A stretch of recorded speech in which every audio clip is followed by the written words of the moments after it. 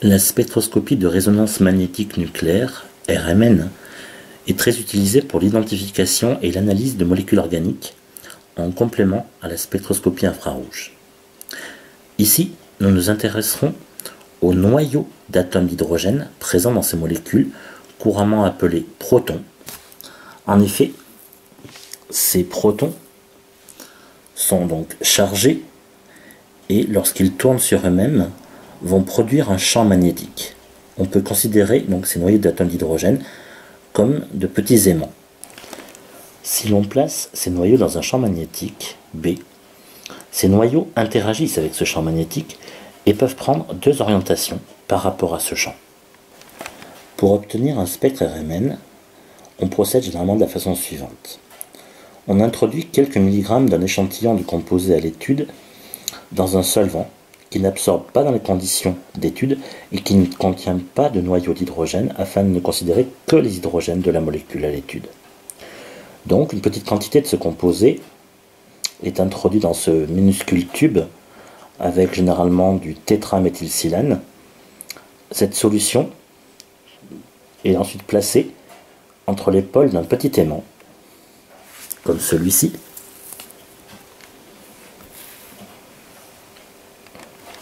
Le tube est également placé au centre d'une bobine qui émet une onde électromagnétique de fréquence variable de l'ordre de la radiofréquence.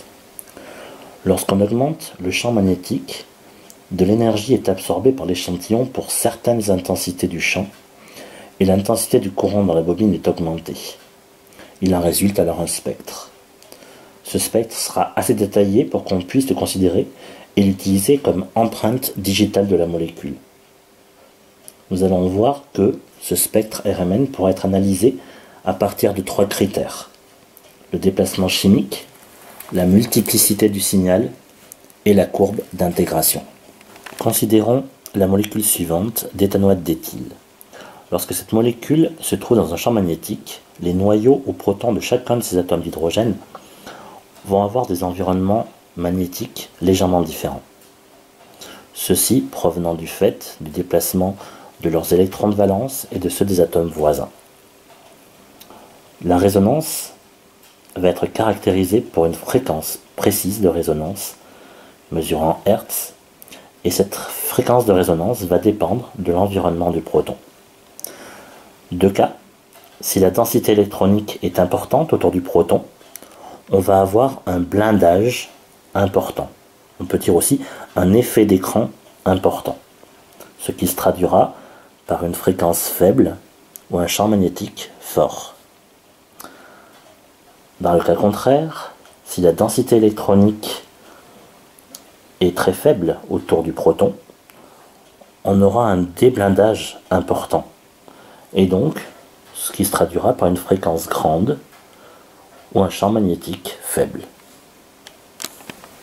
Dans notre cas, par exemple, nous constatons que les deux hydrogènes du groupe CH2 sont proches d'un oxygène, donc ces deux hydrogènes sont déblindés. De plus, nous pouvons dire que si des atomes d'hydrogène, des noyaux d'atomes d'hydrogène ont le même environnement chimique, à ce moment-là, on appellera ces protons des protons équivalents. Dans la molécule étudiée, nous constatons trois types de protons équivalents. Les CH3, à côté du CO, sont tous les trois équivalents puisqu'ils ont le même environnement chimique. Les CH2, proches de l'oxygène, ont tous les deux le même environnement chimique. Et enfin, le troisième groupe de protons équivalents sont les CH3, donc situés à droite de la molécule, qui sont tous les trois équivalents. Si une molécule présente un axe de symétrie ou un plan de symétrie, à ce moment-là, on peut considérer que tous les atomes, tous les noyaux d'atomes d'hydrogène sont équivalents.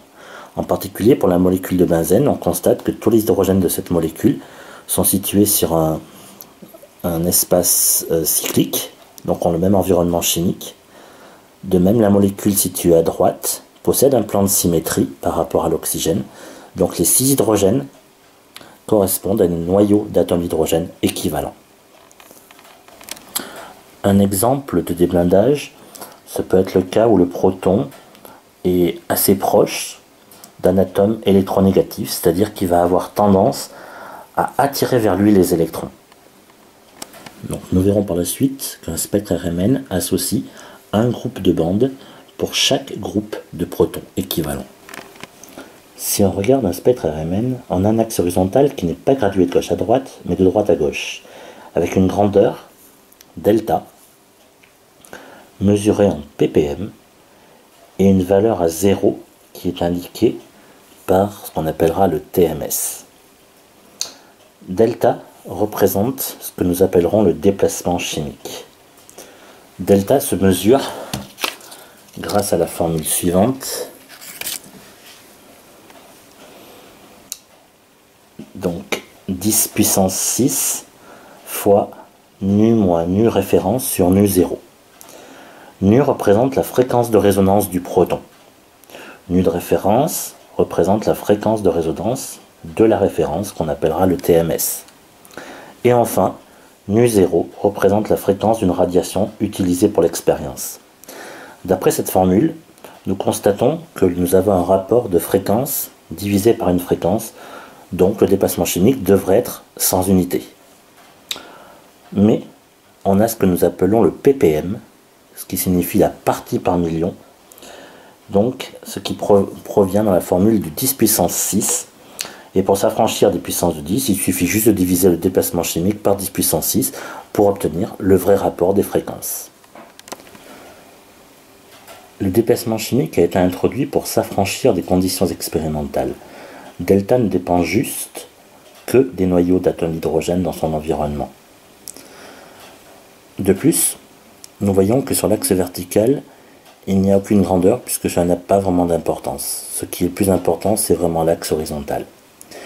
Pour donner une origine à cet axe horizontal, nous choisissons une référence qui correspond au TMS, qui est donc le tétraméthylsilane.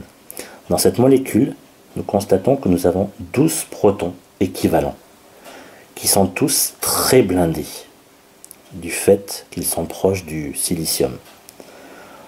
On va considérer que le déplacement chimique de cette molécule sera égal à 0 ppm. Pour la suite, lorsque nous aurons à identifier des bandes, des pics dans ce spectre, on vous donnera des tables de déplacement chimique de protons qui sont situés par exemple à côté de certains groupes fonctionnels. Par exemple un hydrogène porté par un carbone associé à un oxygène ou un halogène, qui vont tous avoir des déplacements chimiques plus ou moins différents.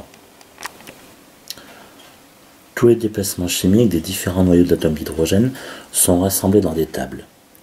Ici, dans ce premier tableau, nous constatons le groupe M.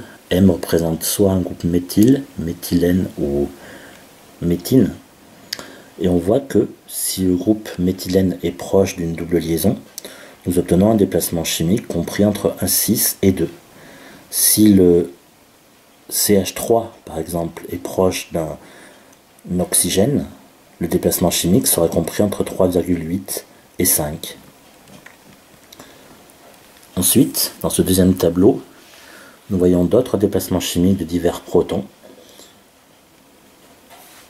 De même, sont rassemblés ici tous les déplacements chimiques des principaux groupes caractéristiques. En particulier, nous voyons qu'un hydrogène situé sur un cycle benzénique, donc sur un cycle aromatique, est situé à un déplacement chimique compris entre 6 et 7 par exemple. De même, l'hydrogène provenant du groupe aldéhyde est situé entre 10 et 11. Nous pouvons constater aussi la même chose, mais pour un déplacement chimique beaucoup plus important, pour l'hydrogène d'un groupe acide carboxylique qui varie entre 9 jusqu'à 12 ppm. Donc, chaque noyau d'hydrogène présent dans chaque groupe fonctionnel va avoir un déplacement chimique différent.